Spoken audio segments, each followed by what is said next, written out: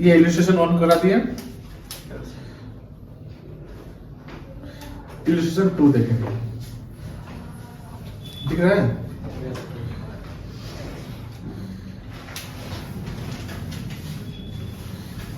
बस ये लिखा हुआ क्या जानते हैं? ये हैरी, क्या है? हैरी। ये लिखा हुआ एग्रीड, और ये पॉइंट जान रहे हैं।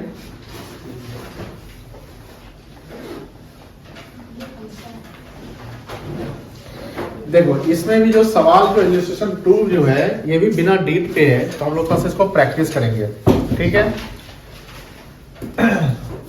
Harry and Gary are partners in a firm, they have not entered into a partnership deed, यानी इनके पास कोई डीड नहीं था। अब यहां पर क्या है कि उसके बाद कुछ डिसीजन 5 पॉइंट्स राइज होते हैं। Salary will be paid to Harry at 10,000 per month, मिलेगा? नहीं मिलेगा। Gary will get commission 10% of net profit, ये भी interest will be allowed on capital 10%, ये भी नहीं मिलेगा। Interest will be charge on drawings, ये भी चार्ज नहीं होगा। Partners can not be admitted without the consent of both partners, यहां तो सही है। अब बोलता है how will be the following dispute resolve. अब यहां ध्यान रखिएगा, ये जो डिस्प्यूट्स हुआ है 5 डिस्प्यूट, दोनों को इसका आंसर पता चल गया। अब इसका आंसर जो है बोला कि कैसे इस डिस्प्यूट को रिजॉल्व करेंगे, तो सिंपल है। सबसे पहले ऊपर हेडिंग लिखेंगे कि सिंस, क्या लिखेंगे? जो कल का आंसर लिख पाए थे, कल का आंसर चेक करिए, कल का आंसर लिख पाए थे, देखिए। Since the partnership is silent, है ना? क्या लिख पाए थे? Since the partnership is silent then the provision of partnership act 1932 will be applied, ये आंसर सेम हो जाएगा। अब उसका लिखेंगे the following disputes will be resolved as follows, क्या लिखेंगे? the following disputes will be resolved as follows, ये लिख देंगे। इसका ये 5 पॉइंट है, तो पॉइंट नंबर 1 करेंगे, क्या करेंगे? पॉइंट नंबर 1 करेंगे, salary to Harry will not be allowed, कोई दिक्कत नहीं है। Second, commission to Gary will not be provided, कोई दिक्कत नहीं है। Interest on capital will not be given, है ना? फिर interest on drawing will not be charge, सब जगह वही कर देना है। And partner can not be admitted without the consent of both party, this point is true because consent of all partner is necessary for admission of a new partner, कोई दिक्कत नहीं है। क्लियर है? चलो बनाया जाए, बनाइए। तो कॉपी निकालिए, लेक्चर करते हैं। लेक्चर नंबर आज का कितना होगा बेटा? 6 होगा। आज का लेक्चर नंबर 6 लिखिएगा। डेट कितना है? 13। अच्छा, 15 जनवरी को आना है ना? कल है ना मकर संक्रांति? परसों नहीं आना है? चोरी चाहिए?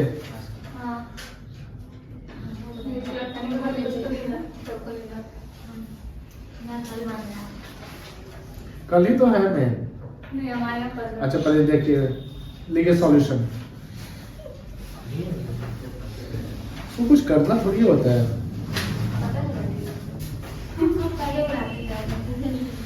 Since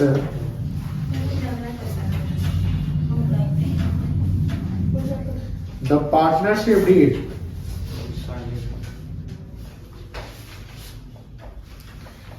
is silent in the business,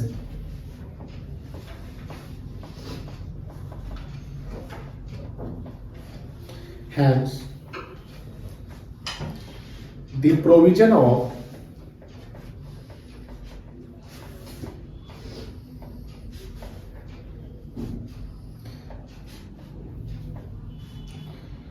Partnership Act 1932 will apply. The following disputes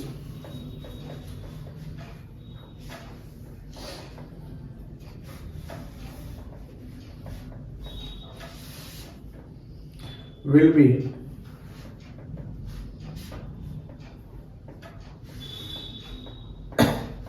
resolved as point number 1.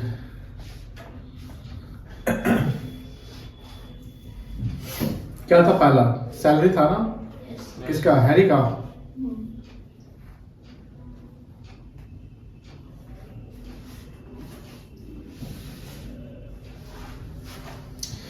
क्या लिखा हुआ था आगे जी?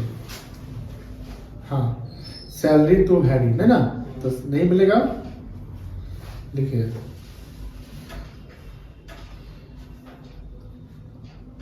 Salary to Harry will not be provided.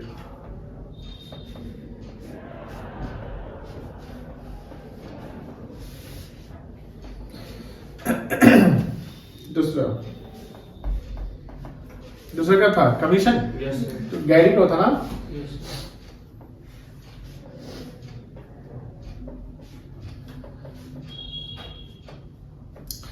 Commission to Gary, नाम खतरनाक है, will not be allowed.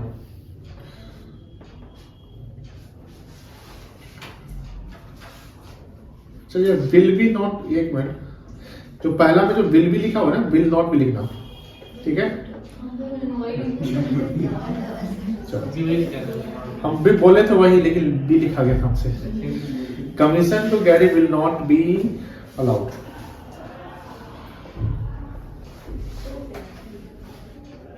क्या बोलेगा? सोचना नहीं चाहिए, बोल देना चाहिए। हाँ, मैं सोच के चुप हो गया। सर जो बोले वही लिखे थे। यस सर ने भी लिखा। हाँ, आप लोग यहाँ देखे तो गलती थी, बताया नहीं, टोकना चाहिए। आपको लगे कि थोड़ा सा ये हो रहा है, हो सकता है कि आप ही कहीं गलत हो देखने में। चलिए थर्ड क्या है? थर्ड इंटरेस्ट ऑन कैपिटल है, नहीं मिलेगा? इजी है सवाल। Will not be allowed की जगह will not be payable भी लिख सकते हैं। हाँ, will not be provided भी लिख सकते हैं। Yes. Interest on capital will not be provided.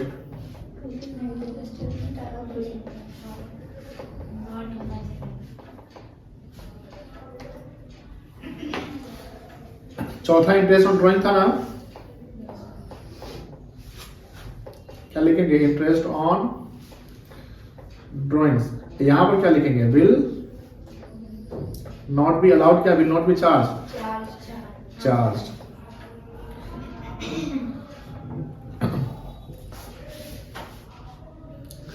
चौथा क्या है? Consent of all partners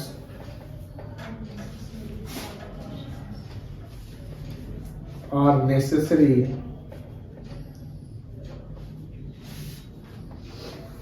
for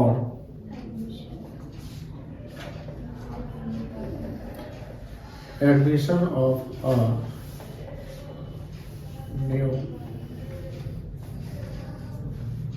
partner. बस हो गया, क्वेश्चन तो खत्म। क्या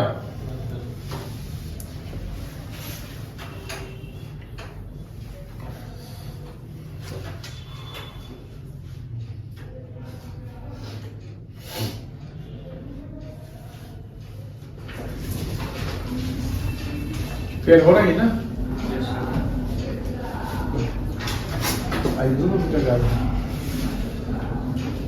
एग्जाम चल रहा है क्या इसमें, कॉलेज में?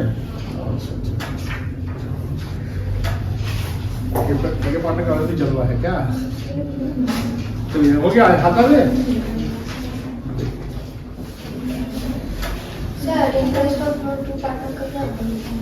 No interest will be charge.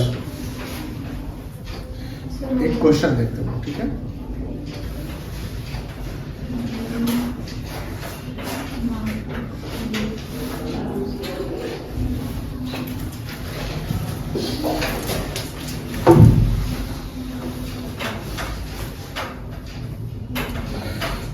हो गया, सबका बन गया। दो बचे होते हैं। देखिए क्वेश्चन 1 तो बहुत ही आसान है। क्या लिखा हुआ है? In the absence of, absent मतलब क्या होता है? नॉन अवेलेबिलिटी, मतलब कि मौजूद नहीं है। In the absence of partnership deal the following matters, now are the following matters resolve. यानी कुछ जो मैटर्स है, मैटर मतलब भाई कुछ पॉइंट पास रहे। कितने पॉइंट है टोटल? 5 6 7 पॉइंट है ना। 7 पॉइंट को रिजॉल्व करना है। तो पहले ऊपर सीधा लिखिएगा सेंस। क्या लिखिएगा बोलिए, आगे बोलिए।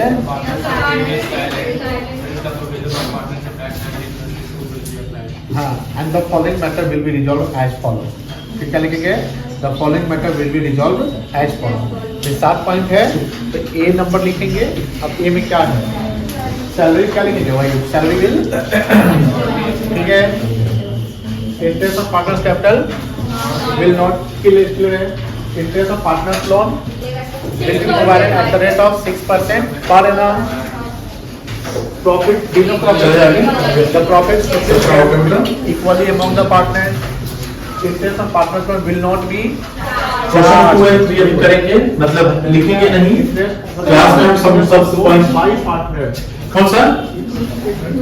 Interest of loan to partner will not be charge. मिलेगा 6%। जैसे हम क्वेश्चन 2 और 3 करेंगे, जो हम समझाएंगे, एक एक पॉइंट हम समझाएंगे। आपको ये घर से बनाकर दिखाना है। वीडियो बन रहा है, वीडियो में सब कैसे आपको मिल ही जाएगा। दिक्कत होगा तो वहां से भी देख लेंगे एंड इसको हम सॉल्व करेंगे। आप भी इसको बताइएगा क्या इसका आंसर बना सकते हैं। होगा। ये बिना डीप वाला क्वेश्चन है, ठीक है ना।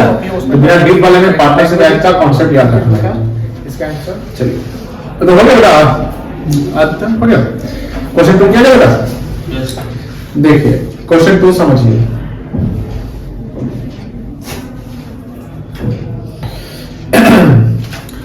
Following matters, following differences, difference मतलब वही हुआ difference of opinion, have arisen among P, Q and R. कितने पार्टनर हैं? State, state मतलब क्या होगा यहाँ पे? बताइए, very good. Who is correct in each case? अब यहाँ ये बताना है कि कौन सही है और कौन गलत है। जैसे कल एग्जाम्पल नंबर 2 किए थे ना, कि ये गलत है वो सही है, ऐसा था ना। वैसा ही यहाँ पर इसका जवाब देना है। अब यहाँ पर देना है कि डिफरेंस अराइज हुआ है, डेट की बात ही नहीं हो रही है, तो वही एक्ट की बात करेंगे हम। पी यूज, अच्छा ये चीज हमने नहीं बताया, ये सवाल उसी से रिलेटेड है कि अगर जैसे एक सिचुएशन बताता है,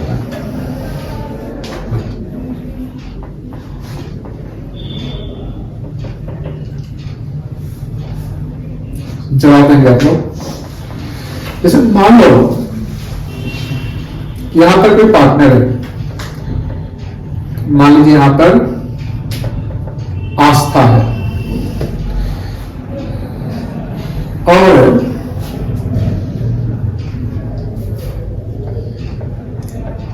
यहां मान लो पूजा है और यहां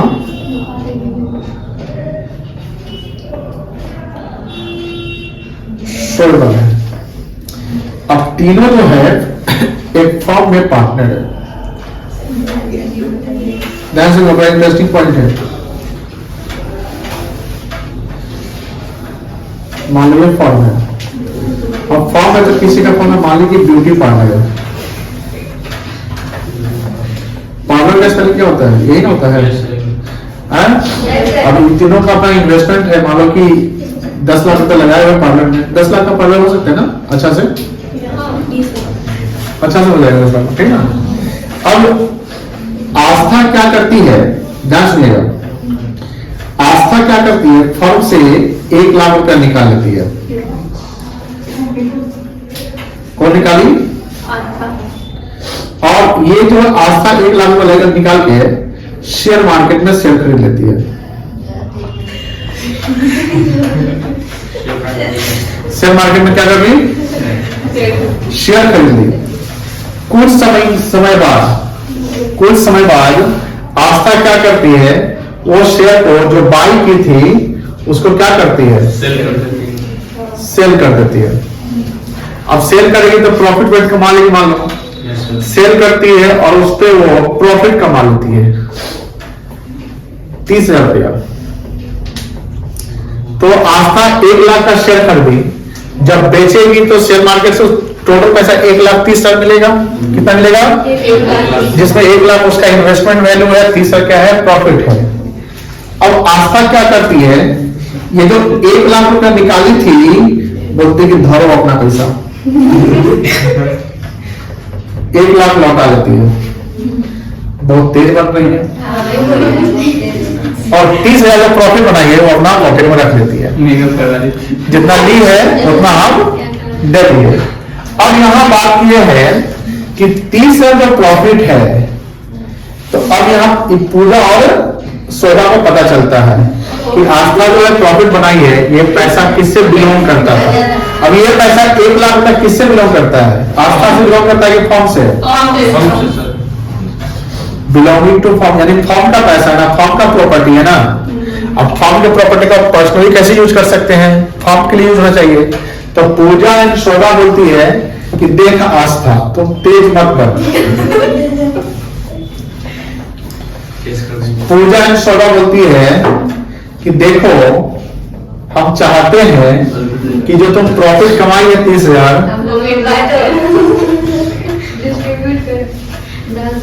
कि हम सब में बंटना चाहिए। हम सब में बंटना चाहिए, डीड वगैरह नहीं है। अब प्रॉफिट कितना हुआ?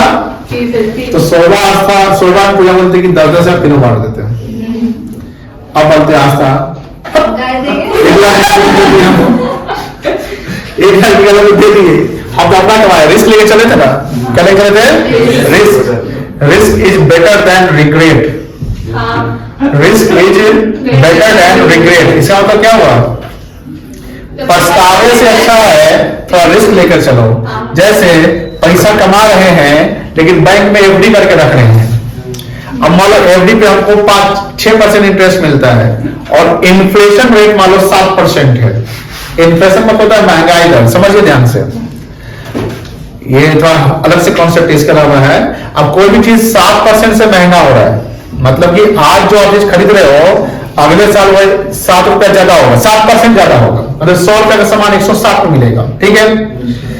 अब सोचते हो कि बैंक में तुम मान लो रखते हो 6% इंटरेस्ट मिलता है, तो 100 रुपया जो बैंक में तुम रखोगे तो अगले साल कितना बैंक टोटल देगा? 106। लेकिन तुम 100 रुपया रखने के अगले साल वही सामान हम खरीदेंगे 107 में। अब खरीदाएगा? आपके पास 106 है, तो इसका मतलब ये हुआ कि आपका पैसा डेप्रिसिएट करेगा। सेविंग में अगर कोई लोग पैसा बहुत रखता है सेविंग बैंक में, तो वो पैसा डेप्रिसिएट होता है, एप्रिसिएट नहीं होता है। 4% 3% इंटरेस्ट मिलता है, तो वो डेप्रिसिएशन है। पूछे कैसे डेप्रिसिएशन? 3% भी बढ़ ही रहा है ना? नहीं बढ़ रहा है। वो समय के अनुसार वो 3% कम है। समय में के अनुसार कोई चीज जो रेट से महंगा हो रहा है, जिस रफ्तार से कोई चीज महंगा होता है, जैसे पिछले साल पेट्रोल का रेट क्या था, गैस सिलेंडर का रेट क्या था, चावल दाल आटा का रेट क्या था, और इस साल क्या है, तो इन्फ्लेशन रेट देख लोगे 6-7% है। तो हमारा पैसा वहां रहना चाहिए जो इन्फ्लेशन रेट से ज्यादा कमाई करके दे। तो आस्था बोलते कि हम तो रिस्क लेके चले थे 30,000। अब बताइए आप, तीनों में डिस्प्यूट हो गया ना, तीनों में क्या डिफरेंस ऑफ ओपिनियन आ गया आस्था और पूजा सोलह में। अब बताइए कौन सही और कौन गलत है। क्या आस्था जो रिस्क लेकर चली थी, क्या अगर लॉस हो जाता तो आस्था तो लॉस है थी, प्रॉफिट हुआ तो सोलह की पूजा डिमांड कर देखो, लालच देख के प्रॉफिट देख के बोलते लाओ हमको। जैसे लॉस होता तो बोलते नहीं करते, कुछ भी नहीं करते, क्या हुआ ना 1 लाख दे दो, ठीक है ना। आप बताइए यहाँ पर क्या आस्था को पैसा बांटना पड़ेगा कि आस्था सिर्फ रखेगी अपने पास? आप बताइए। आस्था अपने पास रखेगी, सब लोग गलत हैं। आस्था ठीक नहीं है, फिर भी क्या है, देखो पैसा जो समाज जो प्रॉपर्टी जो 1 लाख रुपया बिलोंगिंग टू द फॉर्म के पैसे को आप यूज करते हैं। आप ड्रॉइंग्स नहीं कर रहे हैं। ड्रॉइंग्स अगर मान लो कर लेते हैं, अपना पर्सनल से मार्क लगा देता हूं, जितना पैसा निकाले उतना कैपिटल एग्जिस्ट होगा। इधर फॉर्म के पैसे को यूज कर, यानी बिजनेस तरीके से ट्रेड करने की कोशिश कर रहे हो। लेकिन ध्यान रखना, ये जो आस्था 1 लाख रुपया निकाली है इसे लगाने के लिए, उसमें पूजा एंड सोदा से कोई परमिशन नहीं लिया गया है। यानी फॉर्म क्या पैसा लगाया जा रहा है, लेकिन पर्सनल रिस्क कौन ले रहा है? आस्था ले लेंगे तो आस्था, अगर यहाँ पर दो सिचुएशन बनाएंगे हम, तो यहाँ पर प्रॉफिट हो गया तो प्रॉफिट सब में बटेगा। तो profit of rupees 30,000 shall be distributed। Distributed मतलब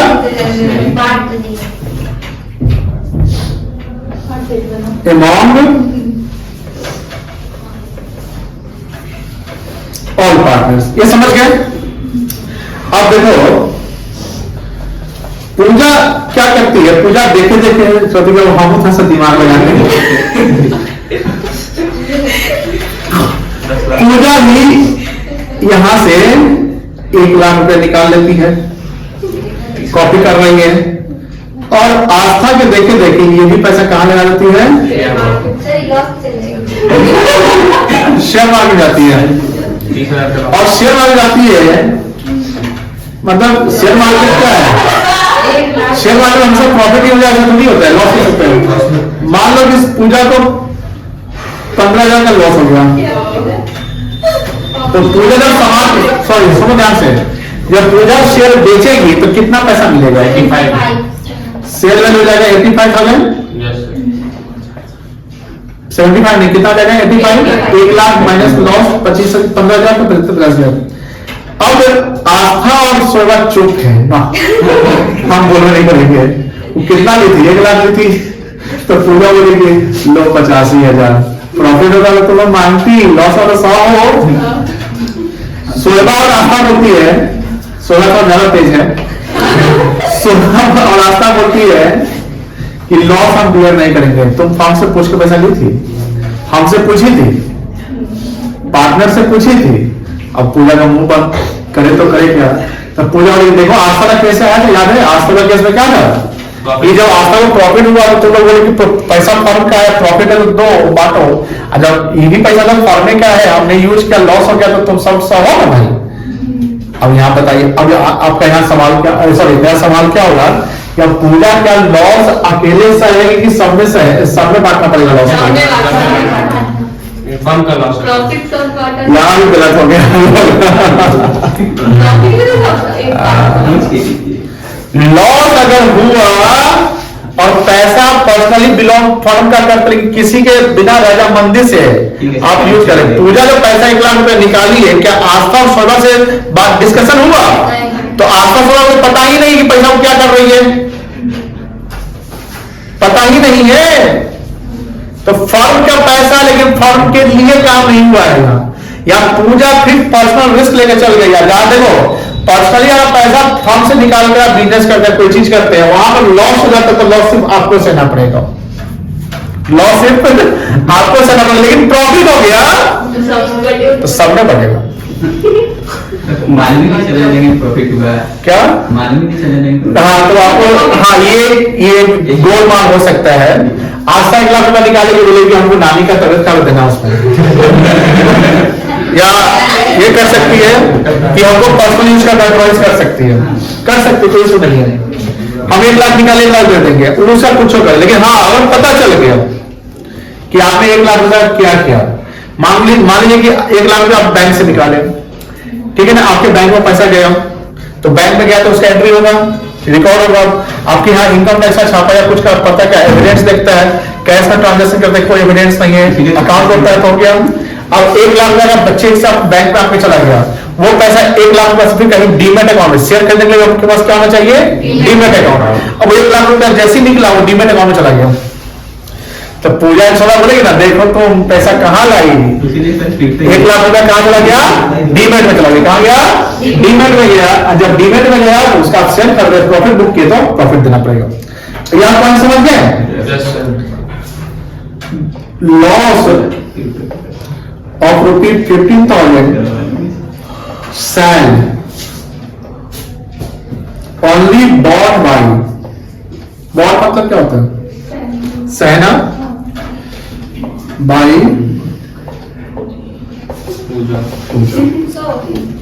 समझ गए, ये समझ गए। अच्छा एक और सिचुएशन, मान लो कि 3 पार्टनर है, इस पर आप नाम नहीं लेंगे, 3 पार्टनर है XYZ, उसमें से एक मर गया, एक्स क्या आ गया, और एक्स वाई जेड ज्वाइंटली एक लाइफ इंश्योरेंस करवाया रखा था, ज्वाइंट लाइफ इंश्योरेंस, मान लो कि 15 लाख का था, और उसका प्रीमियम फॉर्म पे करते थे, यानी बिजनेस से पैसा जाता था, पर्सनल कोई पार्टनर नहीं देता था। उसमें एक्स मर गया तो इंश्योरेंस कंपनी 15 लाख में देगी। ज्वाइंट लाइफ में क्या होता है, कोई मर जाएगा ना पैसा पूरा मिल जाएगा। तो 15 लाख रुपया किसको मिलेगा, फंड को। मरा कौन है, अब एक्स की पत्नी आती है रोते कांते, बोलते हैं हमको 15 लाख पति का जो इंश्योरेंस था दीजिए पैसा। अब उसकी पत्नी डिमांड करती है कि 15 लाख रुपया पूरा चाहिए क्योंकि मेरा ना पति मरा है, तो लोग थोड़ी मरा है। अब वाई ये बोलता है कि देखिए बहन या भाभी जी जो भी है, कि यहाँ जो 15 लाख रुपया है यह वो ज्वाइंट लाइफ था, तो हमें वो तीनों बढ़ना चाहिए, आपको नहीं मिलेगा, थोड़ा ध्यान से बात समझिए। अब वो चल लीगल डिस्प्यूट हो जाता है, मान लीजिए एक्स की पत्नी पति ने पूरा मिलना चाहिए, अब आपके पास ये मैटर चला गया, X Y and Z and X की पत्नी तीनों गई आपके पास, पूछिए देखना ऐसे प्रॉब्लम है। अब बताइए जो प्रीमियम का सॉरी जो पॉलिसी अमाउंट जो 15 लाख रुपया मिला है, अब उसका क्या होगा, क्या पूरा एक्स की पत्नी को मिलेगा कि एक्स वाई जेड में बटेगा?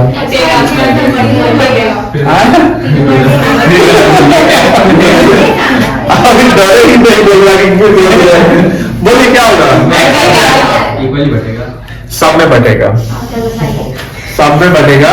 ज्वाइंट लाइफ पॉलिसी है, कोई मरेगा पैसा पूरा मिलेगा, बट किसी के मरने पे पॉलिसी तो करवाते मरने के लिए, मतलब मरने पे पैसा मिलेगा नहीं है। तो यहाँ पर अगर पॉलिसी के अमाउंट अगर मिलेगा तो ज्वाइंट लाइफ में सबको मिलेगा। हाँ, हस्बैंड वाइफ में कोई अगर वो निकल गया तो फिर वहां पर तो फैमिली को पता चल जाएगा। यहाँ पार्टनरशिप फॉर्म की बात हो रही है, समझ गए? चलिए थोड़ा सा पहले सवाल को हम लोग देख लेते हैं। हाँ, तो यहाँ पर अब देखो पहला पॉइंट क्या लिखा हुआ है, P used 20,000 belonging to the firm and earn a profit of 5,000. यहाँ पर लगानी है Q and R want to amount to be given to the firm, firm को देना है। तो Q and R सही है गलत है? सही है। तो कौन सही है कौन गलत है यही लिखना है। तो the contention या the demand of Q and R is right and the profit earned by partner will be given to the firm, कोई दिक्कत नहीं है। दूसरा क्यों, अब देखो इसको देखो देखिए वो पूजा गई है कि यूज की 5 से बिलोंग टू फॉर्म है कर offer he wants the form to bear the loss. तो वो चाहता है कि फॉर्म लॉस बियर करे। क्या फॉर्म बियर करेगा? सिर्फ क्यों बियर करेगा, सिर्फ कौन बियर करेगा? तो यहाँ क्यों का ओपिनियन डिमांड गलत है। The loss of 51,000 shall only be borne by क्यों। यह भी क्लियर हो गया। Third P and Q want to purchase। हाँ, जब फॉर्म के लिए हम कोई काम करेंगे ना, जैसा मैं कल बताया था कि एडमिशन के लिए सबका कंसेंट जरूरी है, लेकिन मानो कि 5 पार्टनर में 4 चाहता है कि इस क्लाइंट से हम सामान खरीदेंगे तो खरीदा सकता है। फॉर्म के लिए होना चाहिए, कोई भी काम किसके लिए होना चाहिए? फॉर्म के लिए, फॉर्म के फायदे के लिए।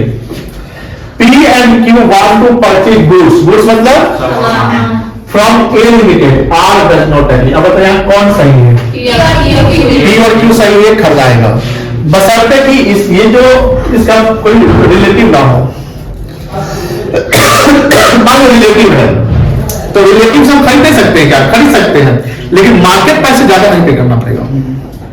मान लो मेरा भाई से हम सामान खरीदे फर्म के नाम पे और मेरा भाई का रेट ज्यादा है तो फर्म का ज्यादा पैसा लग रहा है ना, तो मेरे भाई को फायदा तो हो रहा है, तो ये नहीं कर सकते, आपको मार्केट रेट में खरीदना पड़ेगा। बस सुनना ही ना। चलिए तो यहाँ पर खरीद सकते हैं। फिर Q and R want to admit C as a partner, P does not agree। या R and C पार्टनर बन जाएगा। तो यहाँ पर कौन सही है? और ये तो गलत है, लिखा जाएगा R had given a loan, loan में कितना इंटरेस्ट है? 1 lakh to the firm and demand interest 10%, कितना मिलेगा? 10%। P and Q do not want to pay, अब देखो P and Q वाला इंटरेस्ट में मिलेगा, तो P and Q भी गलत है, R भी गलत है। The rate of interest is 6% per annum as per partnership act 1932. Therefore, P and Q is not right as well as R is also not right. Only 6% will be given और 6% 6,000 रुपया हो जाएगा, कोई दिक्कत नहीं है। क्लियर है? अब ये हम सवाल आपको देते हैं, मतलब अभी इसको रीड आउट करके 4 पॉइंट दे, देखिए बने बनेगा। कई पॉइंट दिक्कत होगा पूछिए।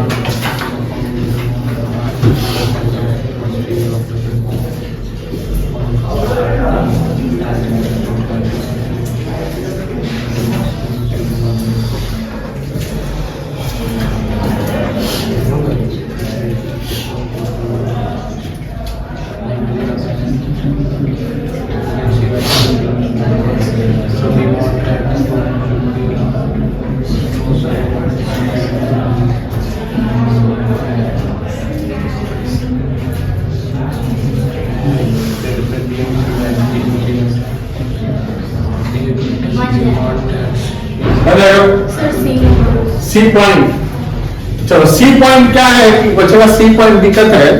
सी क्या बोलता है ए एंड बी, डी नहीं है ना, A and B want that C should pay interest on loan given to the firm by the firm but C does not agree. वही हुआ जो जी पॉइंट था, तो यहाँ पे इंटरेस्ट ऑन लोन सी नहीं ऐसी से नहीं लिया जाएगा, ठीक है ना। और बताइए हो गया। But A point A want that interest on capital, interest on मिलेगा नहीं मिलेगा। नहीं मिलेगा बेटा। चलिए और बोलिए। 4 number A and be having contributed larger amount of capital, वही सेंटर में नहीं आ रहे, ये कहते हैं ज्यादा कैपिटल लगाए हुए हैं, that the profit should be distributed in the ratio of capital. Capital से बढ़ेगा प्रॉफिट, कैसे बढ़ेगा, ठीक इक्वली बढ़ेगा, कोई इशू नहीं है, क्लियर है। चलिए और बोलो, क्लियर बना के लाएंगे, ये बन जाएगा, ये बन जाएगा, ये भी बिना डील का है, ये बिना डिस्कशन हम अभी नहीं करेंगे डिस्कशन, इसको खुद से अटेम्प्ट करके लाओ, ठीक है ना। इसका आंसर लिखोगे क्या, हाँ ये लिख लो आज का। इसमें ऐसे ही क्वेश्चन है, सॉरी पार्टनरशिप में ऐसे ही क्वेश्चन ना क्या बात करते हैं लोग, क्यों ना बताते हैं, पार्टनरशिप का बेसिक्स है, देखिए दिखा दिखा लेजर जर्नल, इधर बिना डील वाला कहानी है, यहाँ तो अपनी जब डील आया तब मिल जाएगा, कल डील पढ़ा देंगे, हाँ कल संडे लिखिए इसको, तो मंडे को खुला नहीं बंद मंडे को एक विदाउट